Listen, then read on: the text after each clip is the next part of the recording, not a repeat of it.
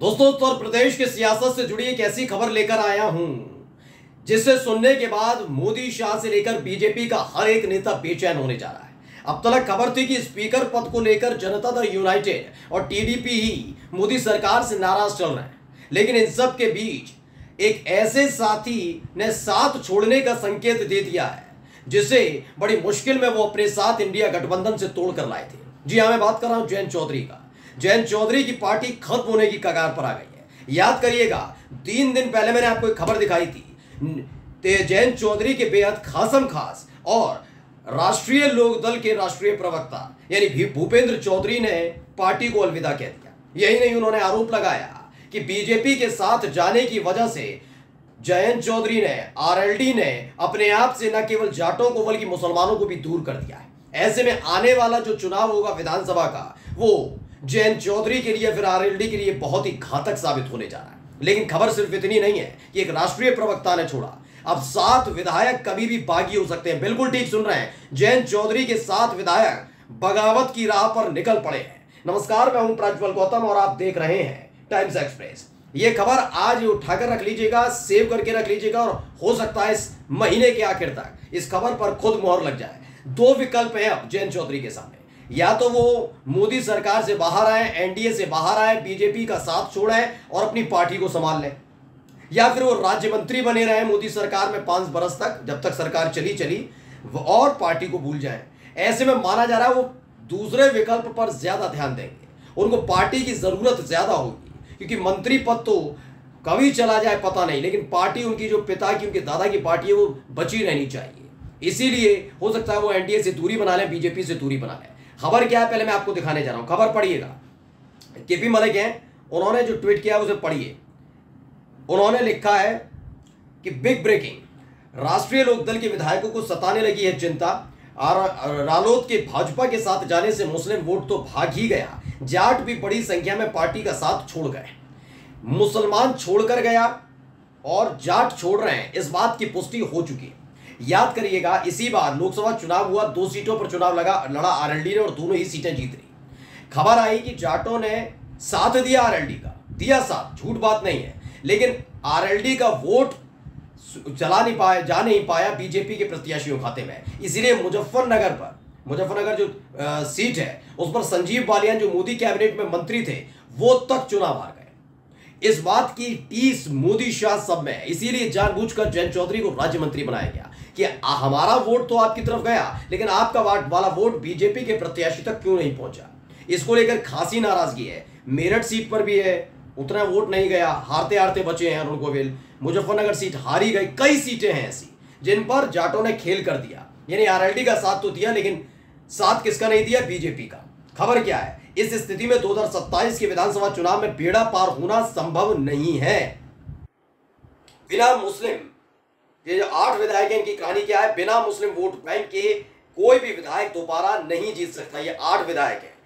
हो सकता है कि अपनी सीट में सीट भी भाजपा को चली जाए। जयंत तो केंद्र में मंत्री बन गए, लेकिन विधायकों का भविष्य अंधकार में। 8 विधायक हैं आरएलडी के, उनमें से उनके समर्थक भी परेशान हैं क्योंकि किसी के काम नहीं हो रहे। मंत्री ना बनाए जाने की टीस भी कई विधायकों में है। जयंत ने भी मंत्री भी दलित विधायक को बनाया जो कभी भी रालोद को वोट नहीं देते। रालोद विधायक अभी चुपचाप पड़े हैं, परंतु वक्त आने पर इनमें से कई पाला बदल सकते हैं। सूत्रों के हवाले से खबर है। अब पूरी खबर में विस्तार समझाता हूं जो केपी मलिक ने कहा। पहला, उन्होंने कहा कि रालोद के भाजपा के साथ जाने से मुस्लिम वोट तो भागी गया, जाट भी बड़ी संख्या में पार्टी का साथ छोड़कर चले गए। देखिए, ये खबर मैंने आपको दिखाई थी, एबीपी न्यूज ने छापी थी जब भूपेंद्र चौधरी ने आरएलडी छोड़ी थी। वो बात अलग है कि उनके जो ट्वीट थे वो अब डिलीट हो चुके हैं, उनका पूरा पेज डिलीट हो चुका है भूपेंद्र चौधरी का। लेकिन क्या कहा था पढ़िए। भूपेंद्र चौधरी ने आरएलडी छोड़ने के बाद कहा, हमने मुसलमानों के साथ धोखा किया। खबर क्या थी? आरएलडी से इस्तीफा देने वाले भूपेंद्र चौधरी का यह भी कहना है कि हमने मुसलमानों के साथ धोखा किया, मुसलमानों की बदौलत ही आरएलडी में जान पड़ी थी, हमारे 9 विधायक बने और मुसलमानों ने हमें भरपूर सपोर्ट किया, लेकिन बावजूद इसके बीजेपी से गठबंधन कर लिया गया। ये मुसलमानों से धोखा नहीं तो और क्या है। लोकसभा चुनाव में मुसलमानों ने आरएलडी को वोट नहीं किया, बल्कि आरएलडी के खिलाफ वोट किया। ये मुसलमानों की नाराजगी ही है कि बीजेपी आरएलडी गठबंधन होने के बावजूद मुजफ्फरनगर लोकसभा सीट पर संजीव बालियान जैसे बड़े नेता चुनाव हार गए। यानी ये डर अब लगातार सता रहा है विधायकों को। मैंने कहा ना, बड़े नेताओं को डर नहीं होता, वो भी ऐसे नेताओं जो जो जो जो मौसम के साथ बदल जाते हो। कहते थे ना चवन्नी नहीं बदलूंगा, लेकिन बदल गए। उन्हें अपना भविष्य संवारना था जयंत चौधरी को, लेकिन आज मुसीबत में है। क्यों? क्योंकि अपना तो भविष्य संवार लिया, लेकिन पार्टी का भविष्य नहीं संभाल पा रहे। अब 8 विधायक जाने के लिए तैयार बैठे हुए हैं। अब ये पार्टियों की, अलग अलग पार्टियों की, खासकर बीजेपी के साथ नहीं, ये कई और दलों के साथ संपर्क में है। खबर ये भी है, खबर ये नहीं, मैं इसको नकार नहीं रहा कि बीजेपी के नेताओं के संपर्क में है, क्योंकि बीजेपी की एक नीति रही है, वो लगातार इसी तरह का गेम करती है। वो विपक्षी पार्टियों से ज्यादा जो अपने सहयोगी दल हैं, अगर वो आंखें दिखाते हैं, कोई डिमांड रखते हैं, आलोचना करते हैं, सवाल पूछते हैं सरकार से, तो उन पार्टियों को तोड़ दिया जाता है। ये करती रही है बीजेपी। आप कहेंगे कौन सी शिवसेना एनसीपी कहां थी? लेकिन नहीं, चिराग पासवान की लोक जनशक्ति पार्टी लगातार उनके साथ थी, फिर भी उनके साथ ये किया गया क्योंकि उन्हें डर लग रहा था चिराग पासवान को लेकर। तो एलजेपी तोड़ दी गई थी और उनके चाचा को सौंप दी गई थी। तो ये आरएलडी के साथ हो सकता है, उनके विधायकों को तोड़ लिया जाए, ये बहुत बड़ी बात नहीं है, उसकी चिंता सता रही है। तो मुसलमानों वाली बात जो केपी मलिक ने कही वो सही है। उनके राष्ट्रीय प्रवक्ता ने भी कह दिया, हाँ, मुसलमानों के साथ जब कुछ गलत हो रहा था तो आरएलडी खड़ी नहीं हुई, मुसलमानों ने वोट नहीं दिया। तो पहली बात, केपी मलिक ने यह भी कहा कि जो तमाम विधायकों के मन में यह है कि खुद तो जयंत चौधरी राज्य मंत्री बन गए केंद्र में, लेकिन उनको मंत्री पद नहीं मिला, और मंत्री पद भी उस व्यक्ति को दिया गया जो खुद दलित है। दरअसल इनकी पार्टी का एक जो नेता है, आरएलडी के विधायक हैं, उनको दिया गया था। अनिल कुमार है, आरएलडी विधायक अनिल कुमार की खबर भी छपी थी उस वक्त, नवभारत टाइम्स में छपी थी। आरएलडी विधायक अनिल कुमार का लक बाय चांस तीसरी बार जीतकर सीधे बने योगी सरकार में मंत्री। अनिल कुमार एक दलित विधायक है, लेकिन कहा जाता है जो दलित होते हैं, जो दलित वोटर्स हैं, वो कभी सीधे आरएलडी को वोट नहीं देते।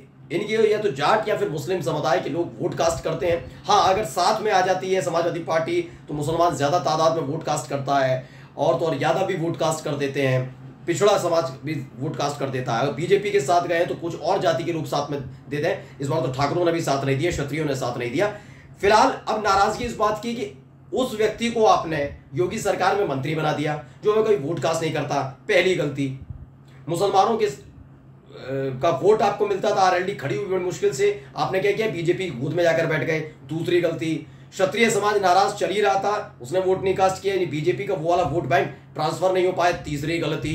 चौथा, जाट भी इनसे खासे नाराज चल रहे हैं, मैं लगातार आपको बता रहा हूं। यानी अब 2 विकल्प हैं, इन दोनों विकल्पों पर इस महीने के आखिर तक जयंत चौधरी को फैसला लेना होगा, क्योंकि 8 के 8 विधायकों को लेकर खबर आ रही है अंदर खाने से। सूत्रों के हवाले से खबर यह है कि अलग अलग पार्टियों के संपर्क में है, जिसमें से ज्यादातर विधायक समाजवादी पार्टी के संपर्क में है। समाजवादी पार्टी पूरी तरीके से इन विधायकों के संपर्क में, और माना जा रहा है कि इनमें ज्यादातर विधायक सपा के साथ जा सकते हैं। 1-2 विधायक ऐसे भी हैं जो मंत्री बनने की इच्छा रखते हैं, तो हो सकता है बीजेपी के साथ चले जाएं। लेकिन अभी जयंत चौधरी जब तक साथ हैं तब तक बीजेपी इन विधायकों को अपने साथ नहीं लेगी। लेकिन समाजवादी पार्टी और कांग्रेस के लिए इनके दरवाजे खुले हुए हैं। अब पार्टी बचाए या राज्य मंत्री पद बचाए, ये जयंत चौधरी के सामने है। नमस्कार।